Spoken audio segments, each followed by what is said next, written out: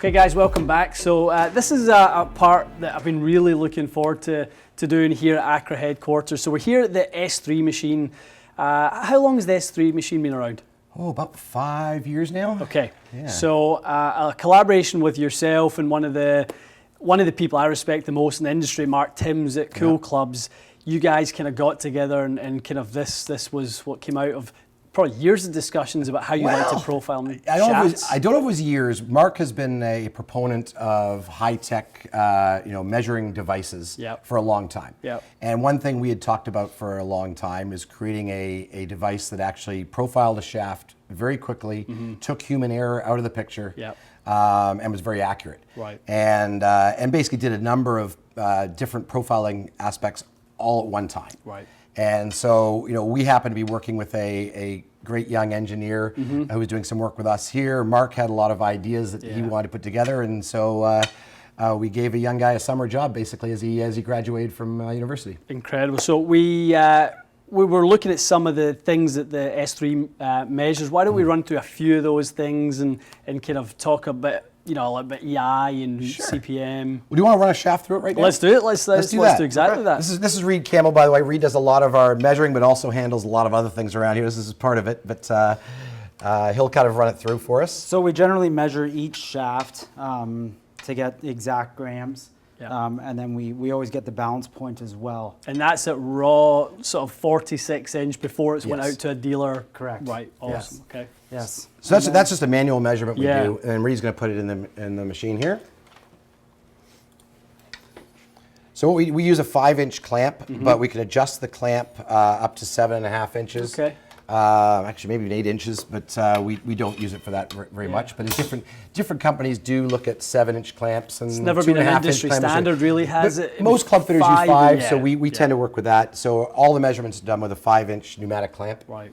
So Reed's put that in. He's going to start it up right now, and the first thing it's going to measure is straightness. Right. So it's a camera-based system. It's taking 3,000 pictures or points along the shaft. Okay. So our measurements, other than like when we talk about EI or zone frequency and things like that, normally we're talking every inch or every 2 inches. This is actually taking 3,000 measurements across the shaft. So right now it's measuring a straightness of the shaft, and it's done 6 different planes. And now what Reed's going to do is he's going to put a chuck on the end, which has a 1 1/4 inch depth, which is the same as simulated hosel. So the whole cool thing about this machine is it's a static measurement, but it's all done in a dynamic form. Right. So you'll see when we actually do it, we're bending the shaft just like it would in a golf swing. So Reed's starting it up right now. Okay. So weight-wise, 205 grams, simulating head weight. 204. Okay. Perfect. Right. We have weights that we can add to the chuck as well for other irons. Yeah, that's pretty cool. So we have a whole system we can do for iron shafts. So right now what it's doing is it's doing a deflection test on, I think it's 8 different planes. Right. And so by doing a deflection test, it's not only measuring deflection, but it's also allowing us to extrapolate an EI curve out of that. And so right now it's finishing that. And now it's going to go into a frequency test. Okay. And again, we're going to frequency on multiple planes. And one thing you find with when we were testing these things manually, it was a lot of effort to go through not only to do an EI curve and frequency and torque. It was all done manually. Yeah. Now we're doing multiple planes around the shaft on all these things in 2.5 minutes. Wow. Which would have taken us probably 40 minutes a shaft before. We would never do multiple planes. So right now it's doing frequency on all the different planes. And what it's going to do at the end, it's going to give us actually a consistency factor, which compares the difference in frequency all the way around the shaft. And you'd be surprised with some of the shafts on the market that it's funny because nowadays we have adjustable heads. Yeah. And you're setting a head in at one way, and you're telling his customer, this is great. That's right. He goes on the golf course and says he wants to close it 2 degrees, and all of a sudden the flex of the shaft is actually going down by half a flex in some shafts. Interesting. So it's doing torque now. So we've already done deflection, EI, frequency, and torque, and straightness, and it's done. Done. And so we totally profile the shaft. So we can use this for multiple things. We use it for quality control. Yep. So we literally have somebody in here all day, every day, that is measuring shafts as they come up before they go out the door. So all of our premium shafts are measured before they go out the door. One of the coolest things about that is it actually produces a summary sheet of each individual shaft. So each shaft is marked with a little 5-digit number. Yep. So for instance, if you have a customer that purchases this shaft and they want to come back and get a backup driver made up, And identical as if close you give as us the can number, get. Yeah, we yeah. can find the number and we can exactly match that shaft. We do it on tour all the time. Yeah, It's yeah. unbelievable the way we can exactly match up a shaft, because as much as a shaft company, I don't want to say this, there are tolerances. Yeah, yeah. And there are slight differences between our shafts.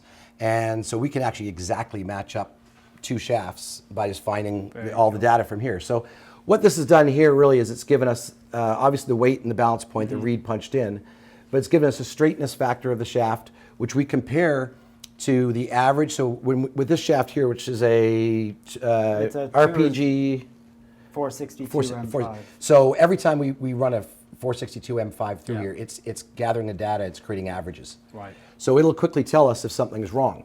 So we've got a straightness factor, we've got a butt EI, a mid EI, and a tip EI. And it's comparing to all the ones we've tested before, so we know how accurate it is, if there's any inconsistencies.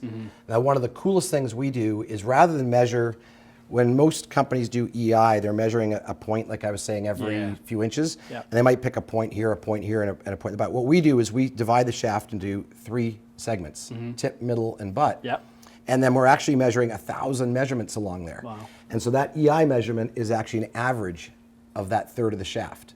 It's an average, so it really shows a detailed EI curve of that shaft. It's more detailed than just one every so often. So how is this whole process? So 5 years or so in the making since S3's come in. How has that changed how Accra makes shafts? So there's really 2 main things. One is quality control. We now know that we can make and ship to you shafts that are the most consistent in the industry. Right. Because we're checking all the shafts before they go out in a more detailed way than anybody else can. But the most important thing for me from a shaft designer standpoint is I now have true data that I can work with to design new shafts. So I know how a specific shaft has worked for you and your fittings, Yep. or on tour, or from the testing we do in-house here. And then we can play around with specific parts of the shaft in a very detailed way and adjust those for new versions.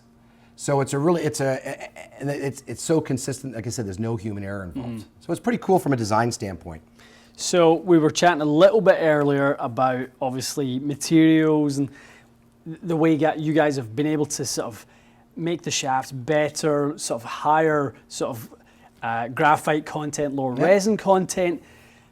At some point we should have the conversation about stock shafts, OEM shafts, and custom shafts, because I think you guys probably want to know the difference between the two, and we certainly try to give across the message on our side of things, the performance differences we see, and you know, it's never to bash an OEM shaft. An OEM shaft is just a shaft.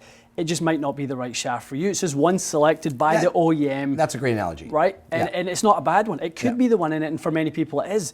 But the other shafts that we have on the wall may have subtleties that are better. Yeah, I think more than else, you do get what you pay for in most things in life. Sure. And certainly when you're using higher quality materials, higher quality manufacturing process, and also, you know, obviously a machine like this that allows us to check the quality of it. It's a consistency thing more than anything else. Right. Certainly, like you said, I don't like the term OEM shaft a lot. You know, we don't deal with a lot of OEM or any OEMs. So I mean, certainly we don't make a made-for shaft that might be a less expensive version. But having said that, a less expensive version, like you just said, may be great for a specific person. Sure. The big concern we have is the consistency. Yeah. And you know what we strive to do is give you shafts that are going to be consistent. When you fit somebody, if they do adjust the club shaft in some way, they're not going to see a difference. But when you're building, I mean, one thing we talk to all the time is club builders at fitting locations, and you know, we want to make a product that they can build with consistently. If we have a half-inch difference in balance point between 3 different iron shafts, you can't build a proper set. That's right. You know, you're getting different swing weights and things like that, and you're having to adjust for us. If we can give you products that are consistent, it means your builders don't have to adjust so much. They know they're confident they can put it in. It's going to come out the way they expect it to. Right. So that's more what I look at it when we start talking about different quality of shafts. Yeah. It's not always performance, but a lot of it has to do with the benefits that you offer to your customers, which is the tight tolerances in your builds, as much as the quality you're fitting. Right.